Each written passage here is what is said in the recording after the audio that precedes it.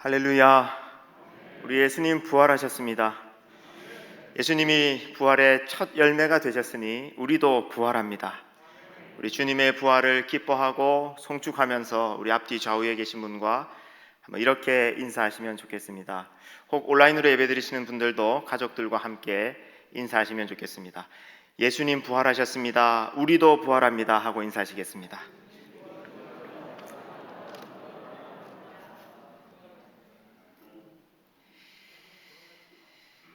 예수님이 십자가에서 돌아가시기 직전에 마지막으로 하신 말씀이 있습니다. 아버지, 내 영혼을 아버지 손에 부탁하나이다 였습니다. 아버지, 내 영혼을 아버지 손에 부탁하나이다 하는 이 간구는 당시 유대인들이 잠자기 전에 드렸던 기도였다 그럽니다. 그러니까 예수님이 지금 십자가에서 돌아가시기 직전에 아버지, 내 영혼을 아버지 손에 부탁하나이다 라고 하신 것은 지금 다른 말로 하면 무슨 말씀입니까? 예수님이 나 한숨 잘게 그 얘기했어요. 그래서 그런지 성경에는 성도의 죽음도 잠으로 표현한 데가 많습니다. 데살로니가전서 4장 13절부터 말씀을 보면은 성도의 죽음에 대해서 자는 자들에 관하여는 이라고 말씀합니다. 여러분, 잔다는 것은 다시 깰 때가 있습니다. 부활을 믿는 우리에게 죽음은 어쩌면 한숨 잠이라고 표현하는 것이 맞겠습니다. 우리 앞서서 죽음을 맞이하신 분들도 있고 또 이 자리에 계신 저와 여러분 우리 모두도 언젠가는 죽음을 맞이할 것 아닙니까? 잊지 마십시다. 자고 깰 때가 있습니다. 부활이 있습니다. 우리도 부활합니다. 십자가에서 죽으신 예수님에게 자신의 새 무덤을 내어드렸던 아리마대 요셉이 있습니다. 자신의 새 무덤을 내어드리면서 예수님을 장사 지냈던 사람인데 그는 부자였다 그러죠. 재밌는 얘기인데 토요일에 아리마대 요셉의 친구가 와서는 화를 내면서 요셉에게 그랬다는 거예요. 야, 너 미쳤냐? 너 그렇게 비싼 돈 들여가지고 무덤을 그렇게 새롭게 리모델링 해놓고는 그걸 남을 주면 어떡하냐?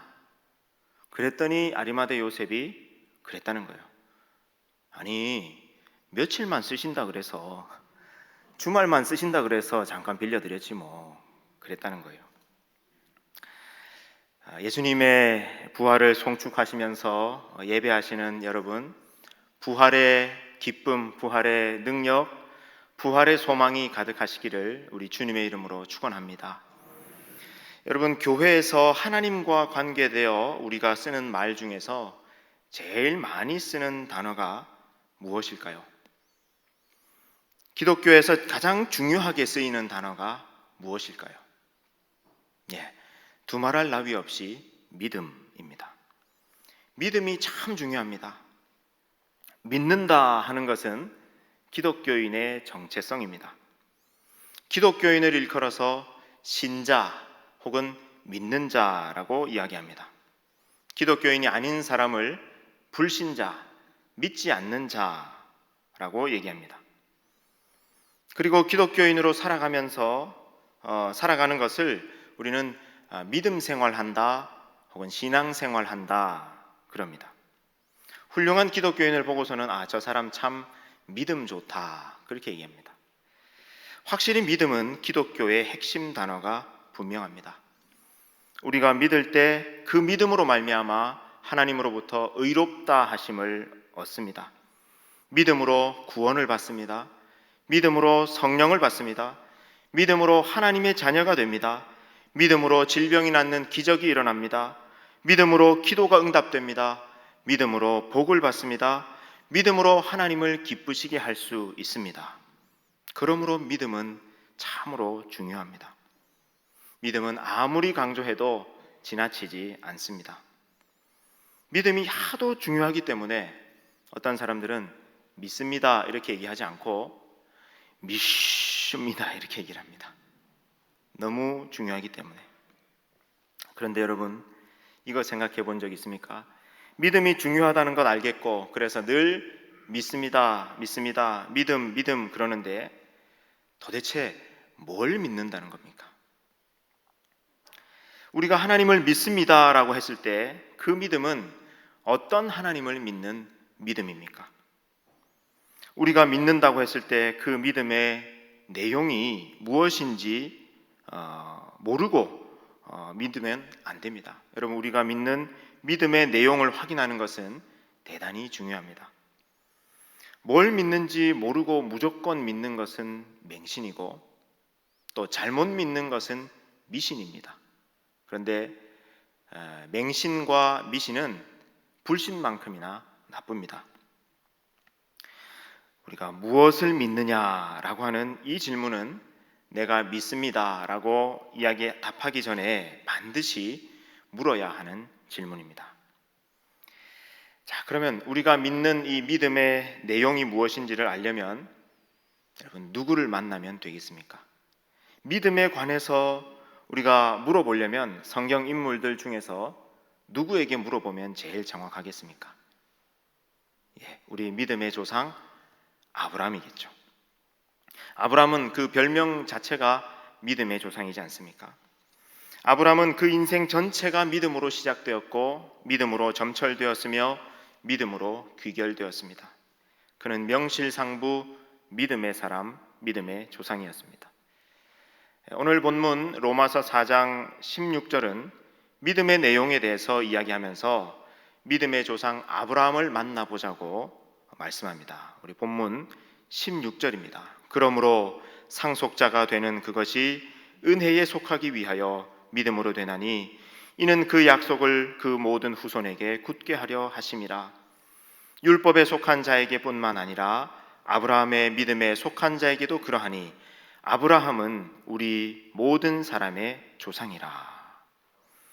혈통적으로 아브라함은 이스라엘 민족의 조상입니다. 그런데 하나님을 믿는 믿음에 속한 모든 사람에게 아브라함은 믿음의 조상이 됩니다. 아브라함은 믿음의 조상, 믿음의 표상, 그리고 믿음의 모범입니다. 아브라함은 그의 인생 속에서 믿음이 발휘되고 또 믿음이 입증되었던 사건이 크게 두 번이 있었습니다. 첫 번째는 그가 100세의 아들을 낳을 때이고 두 번째는 100세에 낳은 아들 이삭을 모리아산에서 바칠 때였습니다. 자, 먼저 아브라함이 100세에 아들을 낳는 사건부터 보십시다. 처음 약속을 주신 것은 아브라함이 75세 때였습니다. 그런데 1년, 2년, 3년 세월이 계속 지나가도 아이가 안 생깁니다. 아브라함은 자기 부인 사라도 점점 늙어가는데 계속 아기가 안 생기니까 내 상속자는 다메섹 엘리에셀이 되려나 보다 싶었습니다. 그런데도 하나님은 자꾸 현실과는 거리가 먼 얘기를 계속 하십니다. 밤에 아브라함을 집에서 불러내어 가지고 하늘을 보라고 하십니다. 너는 저 밤하늘에 있는 뭇별을 세어봐라. 너의 자손, 너의 민족이 저 하늘의 별처럼 많게 될 것이다. 하늘의 별은 고만둬 놓고 지금 한 명이라도 주셔놓고 그런 말씀 하셔야 될 거 아닙니까? 그런데 하나님은 아브라함 보고 너의 자손이 저 하늘의 별처럼 많을 것이다 약속하십니다. 그런데 아브라함은 아직 한 명도 없는데 별처럼 많을 것이다 라는 약속을 믿습니다. 자, 세월이 흐릅니다. 아브라함과 사라가 계속 나이가 들어가는데도 아이가 안 생깁니다. 85세 때였죠. 그때 사라의 나이가 75세입니다. 그래서 사라는 이제 나는 안 되는가 보다 하고는 자기 몸종이었던 하갈을 아브라함에게 보내서 이스마엘이 태어납니다. 그런데 이스마엘은 하나님의 약속한 아들이 아니었죠. 그리고는 세월이 더 흘러갑니다. 아브라함과 사라는 완전히 늙었습니다. 사라는 이미 생리가 끊어진 지 오래되었습니다. 그런데 하나님은 사라를 통해서 아들이 태어날 것이라고 계속 말씀하십니다. 마침내 아브라함의 나이 100세, 그리고 사라의 나이 90세가 되었습니다. 의학적으로, 생물학적으로는 완전히 끝났습니다. 여러분, 90세 할머니가 어떻게 아이를 낳겠습니까? 물론 이때 당시는 요즘보다는 평균 수명이 조금 많았다고는 하지만은 그래도 그렇지 90세의 사라가 어떻게 아이를 낳겠습니까? 말이 안 되는 겁니다. 그런데 아브라함은 믿었습니다. 물론 아브라함도 압니다. 자기 나이가 100세고 사라의 나이가 90세인 것. 그래서 현실적으로는 아이 낳는 것이 말도 안 되는 이야기인 것을 압니다. 그러나 아브라함은 믿었습니다. 왜냐? 하나님이 하시면 된다. 하나님은 창조주이시다. 하나님은 생명의 주관자이시다. 내 상황과 현실은 100세이고 90세이다. 그런데 하나님이 하시면 된다. 아브라함은 믿었던 겁니다. 그리고 마침내 정말 하나님이 말씀하신 대로 사라에게서 아이가 태어났습니다. 할렐루야. 여러분, 이것이 아브라함의 믿음이 발휘되고 아브라함의 믿음이 입증되었던 첫 번째 이야기입니다. 두 번째 이야기는 아브라함이 100세에 얻은 그 귀한 아들 이삭을 제물로 바칠 때였습니다. 창세기 22장에 나오는 이야기입니다. 여러분, 100세에 얻은 아들이니 또 25년을 기다린 아들이니 또 장차 큰 민족을 이루게 될 약속의 아들이니 여러분, 그 아들이 얼마나 귀했겠습니까? 이삭이 잘 자랐습니다. 근데 어느 날 하나님이 너무나 이상한 명령을 내리십니다. 그렇게 귀한 이삭을 번제로 바치라 라는 명령이었습니다. 아마 아브라함은 자기 귀를 의심했을 겁니다. 번제? 이삭을 지금 번제로 바치라고? 여러분, 번제라는 제사가 어떤 제사예요? 번제는 제물을 죽여가지고요, 완전히 각을 떠서 통째로 불살라 바치는 제사가 번제예요. 근데 지금 하나님이 아들 이삭을 번제로 바치라고 명령하고 있는 것입니다. 아브라함은 고민했을 겁니다.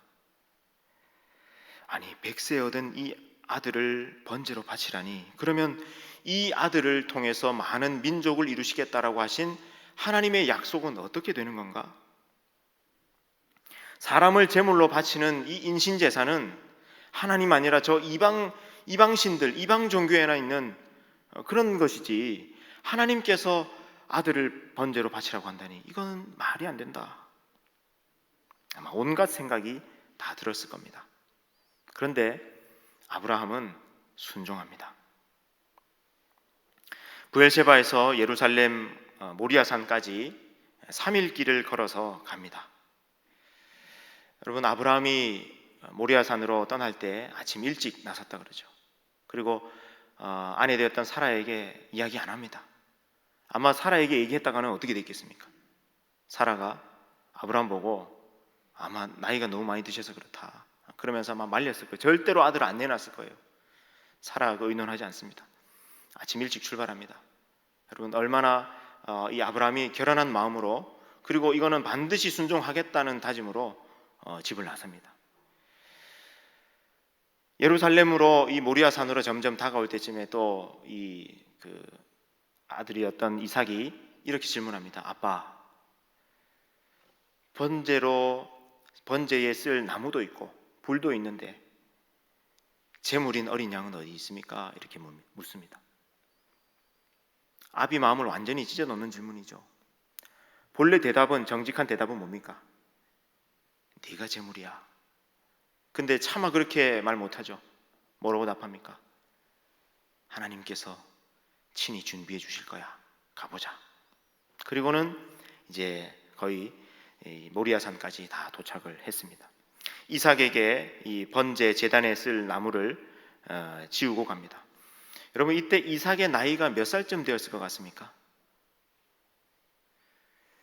우리 생각에는 이때 이삭의 나이가 대개 한 7살이나 한 8살쯤 되었을 거라고 생각합니다. 그런데 아닙니다.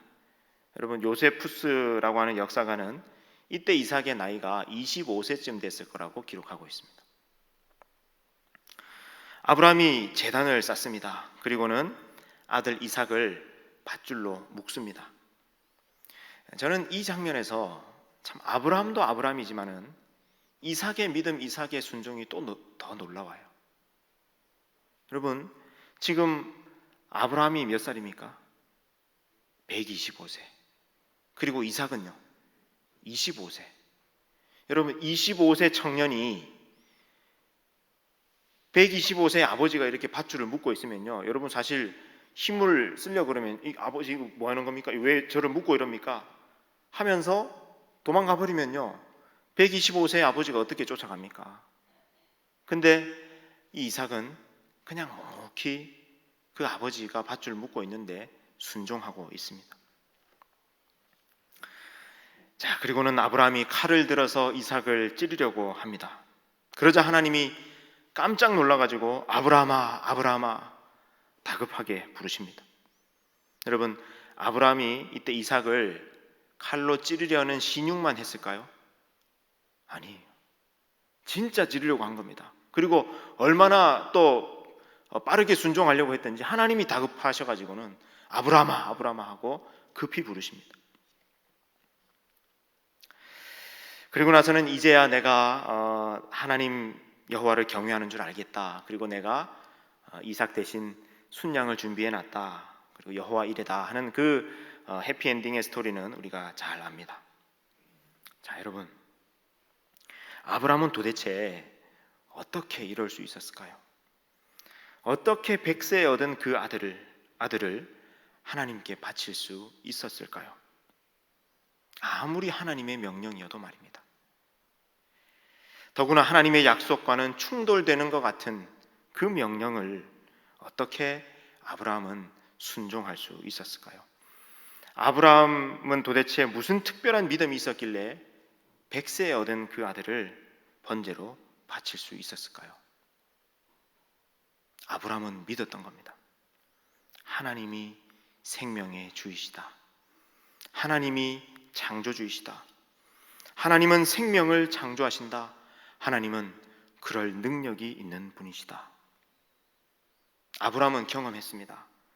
자기가 100세고 아내 사라가 90세일 때, 아기를 낳을 수 없는 죽은 몸이나 마찬가지일 때 하나님이 손 대셔서 이삭이 태어난 걸 경험했습니다. 하나님이 약속하신 이삭이 정말 태어났을 때 아브라함은 아마 그 이삭을 받아들고 이런 마음이었을 겁니다.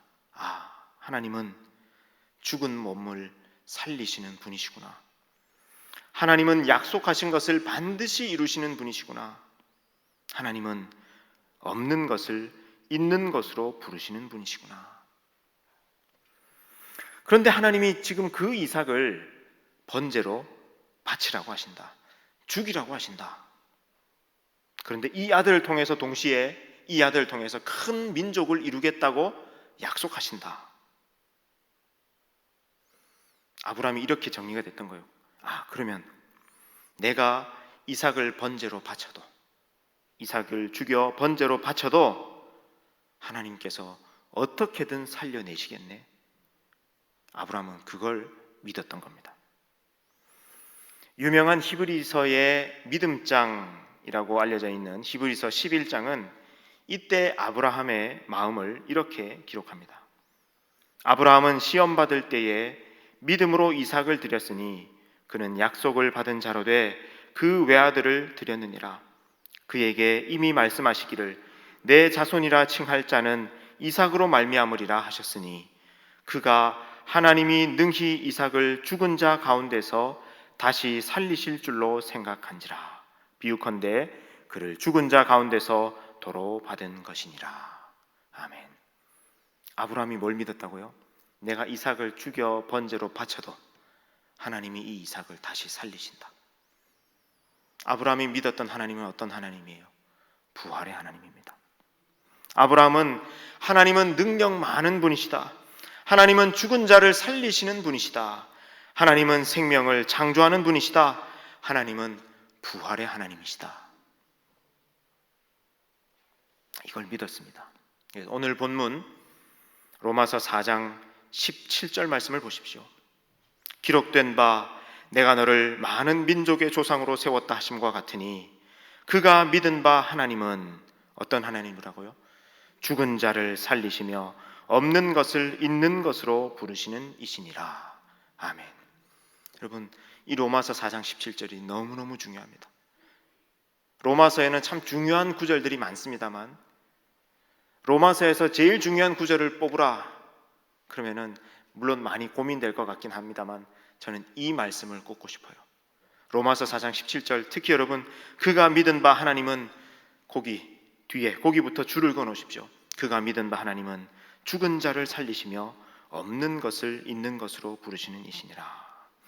아브라함이 믿은 하나님은, 즉 아브라함이 믿은 그 믿음의 내용이 뭐라는 겁니까? 하나님은 죽은 자를 살리시는 분이시다. 하나님은 없는 것을 있는 것으로 부르시는 분이시다. 여러분, 이것이 아브라함이 믿은 믿음의 내용이었습니다. 이번에는 본문 21절, 22절입니다. 약속하신 그것을 또한 능히 이루실 줄을 확신하였으니 그러므로 그것이 그에게 의로 여겨졌느니라. 여러분, 21절 말씀에도 줄을 그어 놓으십시오. 하나님은 어떤 분이시라고요? 약속하신 것을 이루실 능력이 많은 분이시다. 이걸 아브라함이 확신했습니다. 이게 아브라함이 믿은 믿음의 내용이었습니다. 자, 아브라함은 100세가 되어서도 아들을 주시겠다라고 하는 하나님의 말씀을 믿었고 그 이삭을 번제로 바쳐도 하나님이 다시 살리신다라는 것을 믿었습니다. 자, 여러분, 그렇다면 이게 아브라함의 믿음이라는 걸 우리가 알았습니다. 자, 아브라함, 우리가 믿음의 내용이 뭔지, 우리가 무엇을 믿느냐라는 그 믿음의 내용을 알아보기 위해서 지금 아브라함을 만나봤지 않습니까? 근데 그 아브라함이 무엇을 믿었다고요? 아브라함은 부활의 하나님을 믿었다고요. 하나님은 생명의 주이신 것, 하나님은 능력 많은 분이시다, 하나님은 약속하신 것을 반드시 이루실 능력 많으신 하나님, 신실한 하나님이시다 라는 것을 아브라함이 믿었다고요. 그러면 우리는 뭘 믿는 겁니까? 여러분, 지금 우리 보고 하나님께서 100세의 아들 낳아라 그렇게 하시지 않잖아요. 그리고 지금 우리 자녀 보고 번제로 바쳐라 이렇게 하시지도 않잖아요. 그러면은 우리는 뭘 믿는 겁니까? 우리 믿음의 내용은 무엇입니까? 본문 오늘 로마서 4장 23절부터 25절까지의 말씀입니다. 같이 읽겠습니다. 시작. 그에게 의로 여겨졌다 기록된 것은 아브라함만 위한 것이 아니요 의로 여기심을 받을 우리도 위함이니 곧 예수 우리 주를 죽은 자 가운데서 살리신 이를 믿는 자니라. 예수는 우리가 범죄한 것 때문에 내줌이 되고 또한 우리를 의롭다 하시기 위하여 살아나셨느니라. 아멘. 여러분, 24절에도 줄을 그어 놓으십시오. 의로 여기심을 받을 우리도 위함이니 곧 예수 우리 주를 죽은 자 가운데서 살리신 이를 믿는 자니라. 여러분, 아브라함이 믿음으로 말미암아 의롭다함을 받았죠. 근데 우리도 믿음으로 말미암아 의롭다 하심을 받는다는 겁니다. 근데 우리는 뭘 믿는 믿음을 통해서요? 예수님이 부활하신 것을, 예수 우리 주를 죽은 자 가운데서 살리신 하나님을 믿는 믿음, 즉 부활의 하나님을 믿는 믿음 안에서 우리도 의롭다 하심을 얻는다, 그겁니다. 여러분, 아브라함은 100세의 아들 낳는 것을 믿었고 그 이삭을 번제로 바쳐도 하나님이 다시 살리신다, 하나님의 부활을 믿었는데 우리는 뭘 믿는다고요? 우리는 예수님의 부활을 믿는 믿음이라는 겁니다. 여러분, 그러니까 무엇을 믿습니까? 우리 믿음의 내용이 무엇입니까? 우리가 믿습니다 할 때 그 믿음의 내용이 뭐라는 거예요? 제일 핵심적인 믿음의 내용이 뭐라는 거예요? 부활의 하나님입니다. 예수님의 부활을 믿는 겁니다. 여러분, 그래 놓고 보니까 어때요? 아브라함의 믿음하고 우리의 믿음을 옆에 갖다 놓고 보니까 어떻습니까? 아브라함이 믿은 하나님도 부활의 하나님이고 예수님의 부활을 믿는 우리의 믿음도 부활의 하나님을 믿는 믿음이고, 아브라함의 믿음이나 우리의 믿음이나 믿음의 내용이 어때요? 똑같죠. 그래서 아브라함은 우리의 믿음의 조상이라는 것이고, 그리고 아브라함이 믿음으로 말미암아 의롭다 하심을 받았던 것처럼 우리도 예수님의 부활을 믿게 될 때 우리도 의롭다 하심을 얻게 된다라는 것입니다.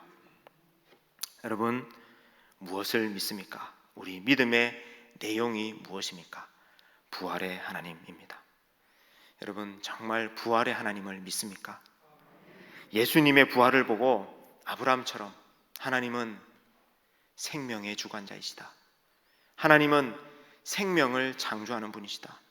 하나님은 없는 것을 있는 것으로 부르시는 분이시다. 하나님은 능력 많은 분이시다. 하나님은 약속하신 것을 반드시 이루실 능력 많은 분이시다. 여러분, 이것을 믿습니까? 우리가 부활의 하나님을 믿게 될 때 우리 안에도 새로운 생명이 창조됩니다. 그리고 언젠가 우리도 부활합니다. 여러분, 이것이 복음의 능력입니다. 여러분, 이것이 로마서가 소리 높여 강조하는 복음의 능력입니다. 여러분, 우리의 모든 불안과 절망, 공포와 염려의 끝에는 죽음이 있습니다. 왜냐하면 죽으면 모든 것이 끝나니까요. 그래서 마귀는, 그리고 이 세상은 죽음으로 우리를 위협합니다. 너 죽을래? 너 그러다 죽는다? 이렇게 위협합니다. 그런데 예수님이 부활하심으로 그 죽음의 위력을 꺾어버리셨습니다. 여러분, 이것을 정말 믿습니까? 여러분, 주님의 부활이 추상이나 관념이나 교리 혹은 절기 행사가 아니라 여러분의 실제가 되기를 우리 주님의 이름으로 축원합니다. 부활의 능력이 여러분 안에 역사되기를 바랍니다. 부활의 하나님을 믿는 믿음 안에서 나도 변화될 수 있습니다. 나도 달라질 수 있습니다. 새로워질 수 있습니다. 회복될 수 있습니다. 치유될 수 있습니다. 거룩해질 수 있습니다. 순종할 수 있습니다. 여러분, 부활의 능력은, 이 복음은 우리에게 이 사실을 선포합니다. 여러분, 예수님 믿고 부활의 주님을 만났고 부활의 생명이 우리 안에 역사된다는 것은요, 과거처럼, 여러분, 구약시대처럼, 구약은 어땠습니까? 하나님 있다가 죄 지으면 성전 가고 제사 지내고, 죄 지으면 제사 지내고, 죄 지으면 제사 지내고, 그게 구약이었어요. 신약에 와서는요, 여러분, 죄 지으면 십자가 가고, 죄 지으면 십자가 가고, 죄 지으면 십자가 가고, 계속 이렇게 반복되는 구약과 같이 되지 않는다는 겁니다. 이제는 어떻게 된다는 겁니까? 죄 지으면 십자가 가고, 죄 지으면 십자가 가고 하는 그 횟수가 점점 줄어들고, 이제는 죄 안 짓는 쪽으로, 죄 덜 짓는 쪽으로 변화되어 간다는 겁니다. 거룩에 이르게 된다는 겁니다. 하루아침에 되는 건 아니죠. 근데 날이 갈수록 저와 여러분이 하나님의 거룩을 닮아가게 됩니다. 여러분, 이걸 기대하십시오. 여러분, 오늘 우리가 흰옷 입고 하나님 앞에 이 부활절 예배를 드리게 되는데요, 여러분, 언젠가 우리가 하나님 앞에, 그리고 재림하시는 예수님 앞에 다시 서게 될 날이 올 거 아닙니까? 흰옷 입고, 여러분, 그날 하루하루 내가 조금이라도 더 거룩해져서 주님 닮은 모습으로 그 주님 앞에 서게 되시는 날이 오게 되기를 우리 주님의 이름으로 축원합니다. 내가 거룩해질 수 있을까요? 예, 거룩해질 수 있습니다. 예수님의 빈 무덤은 그것을 말씀해 주고 있습니다. 여러분, 빈 무덤 앞에 자주 서십시오. 예수님의 십자가 앞에도 자주 서야 하지만 예수님의 빈 무덤 앞에 더 자주 서야 합니다. 여러분, 기독교는 빈 무덤에서 시작되었습니다. 우리는 빈 무덤을 믿는, 부활의 하나님을 믿는 사람들입니다. 부활의 하나님을 믿는 믿음 안에서 부활의 증인으로 살아가시는 저와 여러분 되시기를 주님의 이름으로 축원합니다. 기도하시겠습니다. 죽은 자를 살리시는 하나님, 없는 것을 있는 것으로 부르시는 하나님, 말씀하신 것을 이루실 능력 많으신 하나님, 하나님을 믿습니다. 아브라함처럼 믿음의 사람이 되기를 원합니다. 아브라함처럼 믿음의 축복과 열매를 풍성하게 받아 누리는 삶이 되기를 원합니다. 부활의 능력이, 부활의 기쁨이, 부활의 소망이 우리 삶에 가득하게 하여 주시옵소서. 예수님의 이름으로 기도드리옵나이다. 아멘.